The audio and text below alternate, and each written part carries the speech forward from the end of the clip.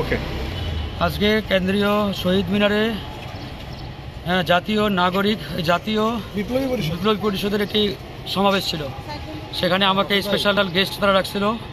তা আমি অতিথি হিসাবে সেখানে গিয়ে আমি আমার রাজনৈতিক বক্তব্য রাখছি।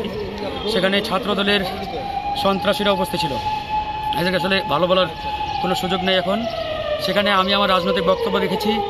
আমি বলেছি আমরা জুলাই আগস্টে বিপ্লব করেছি একটি বিপ্লবী সরকারের জন্য। আমরা কোনো অন্তর্বর্তীকালীন সরকার চাই নাই। আমরা হাসিনার সংবিধান ছুঁড়ে ফেলে দিয়ে আমরা একটা বিপ্লব করেছি এবং এই বিপ্লবী সরকার না হওয়ার পিছনে তারাই দায়ী যারা 5ই আগস্টে ওই ক্যান্টনমেন্টে বৈঠক করেছেন আর্মির প্রধানের সাথে।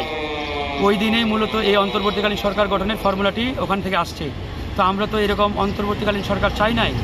আমরা একটি বিপ্লবী জাতীয় সরকার চেয়েছিলাম।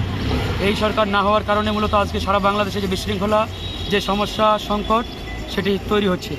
তো সেই জায়গায় এই বক্তব্য শতভাগ সঠিক।